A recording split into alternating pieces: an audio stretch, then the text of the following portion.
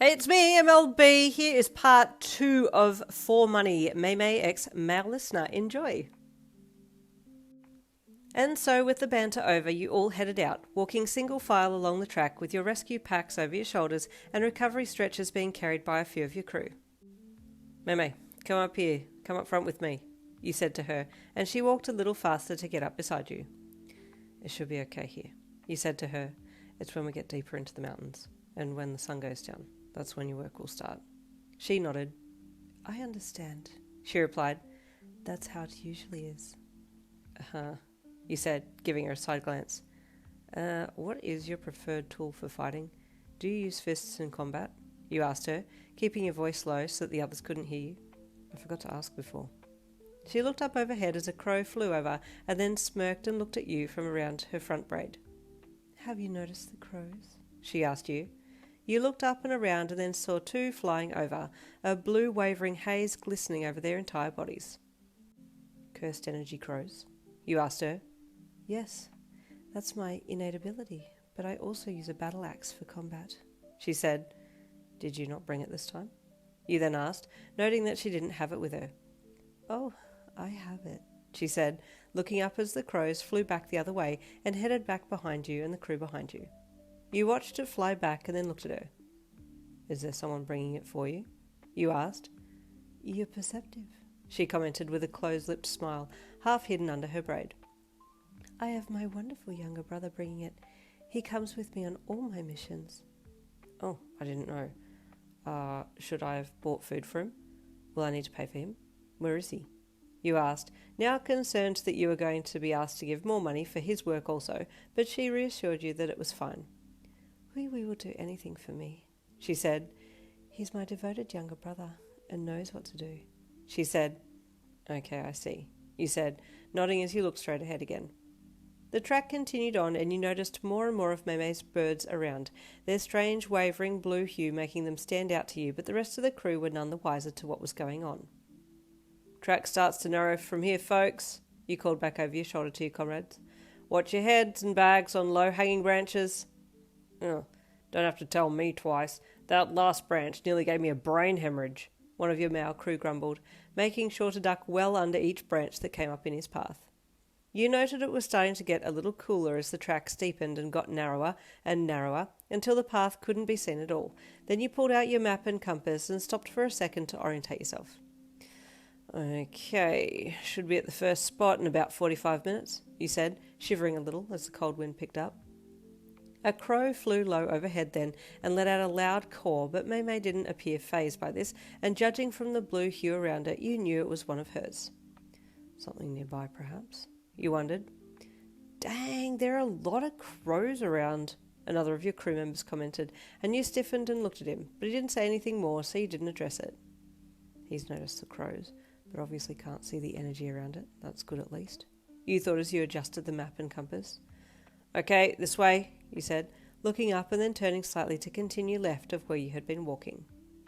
Everyone followed slowly then, and it was much slower going, but about 45 minutes later you reached the first location to search and stop for everyone. Okay, crew, you said as you dropped your bag off your shoulders. Scout around, be careful, and yell if you find anything, you said. Make sure your walkie-talkies are on too, just in case we get out of shouting range.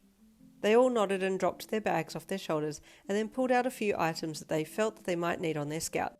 Pocket knives, gloves, rope, etc., and then all headed towards the first drop into the canyon and cave. You waited with Mei Mei until most of your crew were out of sight, then you turned to her. Chances of a curse? You asked her. Possibly, she said. I can feel something is off. Okay, I'll stay near you and redirect my crew if you're fighting something and they come near, you said.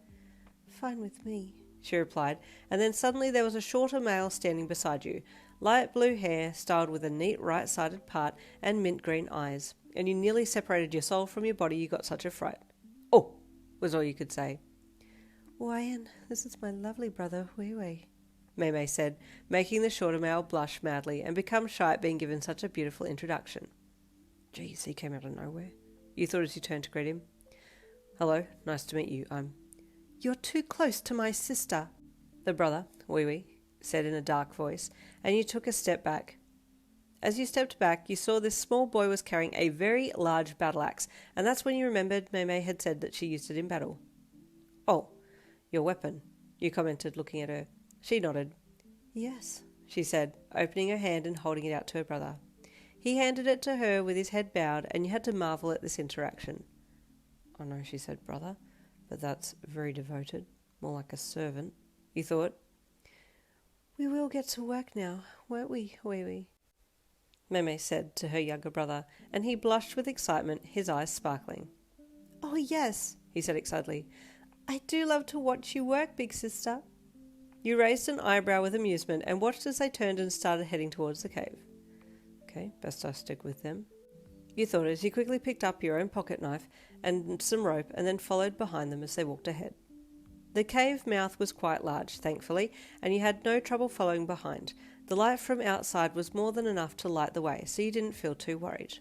Your torch, compass, map and radio were all attached to your person in some respect, and you had to thank your cargo pants again for being MVP in their ability to literally carry anything. So far, so good as you all walked into the cave, and you decided to quickly check in on all the others to make sure that they were okay before anything sinister happened. "Everyone online?" you asked into the radio. You got replies from everyone, and they gave their positions, so you relaxed, knowing they were all okay for the moment, and then refocused your attention on the two ahead. As you walked, you saw a few clothes off on the side of the cave, along with some bottles of alcohol, a knife, and realised that someone had come out here at some point to drink themselves stupid and then take their own lives, and you felt a momentary moment of remorse and then shook your head. "Man, this mountain really is cursed," you thought, giving the area one more glance before looking up ahead. The two ahead of you had stopped, and you came up a little closer to see what had caused them to cease their movement for a second. Inside, the cave had branched, and there were heavy markers pointing to the left, so you decided to add your vote in case they were thinking of going to the right. "Left might take us to our missing people," you said from behind, and Mei Mei nodded. "I get the strong feeling of curses from the left," she said, as she lifted her battle axe, then swung it and set it back down by her side. You marvelled at how easily she wielded it, and then followed as she took a step towards the left and then headed down that way. "Should I get the torch out?" you asked as you all headed deeper into the cave and visibility dropped right off. "If you like," Mei Mei commented. "It doesn't particularly affect me." "Is she superhuman?" you asked yourself as you got your torch out to light the way. "I must say I'm feeling very confident and safe with this woman. She really has no fear, does she? Worth her weight in gold," you thought. You clicked your torch on and shone it ahead. There was graffiti written inside the walls of the cave, and none of the graffiti were particularly nice, mostly focused on how the graffitiist felt about life and the people around them. "Yeah, there's definitely going to be curses here. Even I know that, and I'm not the brightest," you commented to yourself. Just then, from up ahead, you heard a noise and looked up, lifting your torch higher to see what it was. Your torchlight fell on the grotesque figure of a curse up ahead, and you sighed. "Ugh, knew it," you sighed softly to yourself. "Wee wee, step back," Mei Mei instructed as she stepped forwards and swung her battle axe so that it was pulled back behind her and resting across her shoulders, ready for a quick draw and upswing. She sashayed her way towards the curse with confidence, her hips drawing more attention than her axe as she walked her walk towards this thing. "Does she usually need some time to defeat these things?" you asked Wee Wee as you stepped up beside him. He gave you a disdained look and you just blinked back at him. I was actually asking a genuine question," you commented. Just then Mei Mei got within strike range of the curse and swung her axe at it, cutting it into three with a side slice, upward slice, and then one down, and the curse fell to pieces at her feet. "No," Wee Wee said in a cold voice. "She doesn't need any time at all." "Evidently," you said with surprise and amusement. Wee Wee took a step forward, so you followed him as he approached his sister once she had dealt with the curse. "Amazing as always, my queen, my oldest sister," he said in an enamoured voice. "I must agree that was very impressive," you added as well. "It was hardly impressive," Mei Mei replied back as she swung the axe and placed it back across the back of her shoulders. Well, stay tuned for next week. More with this baddie then. I'll see you then.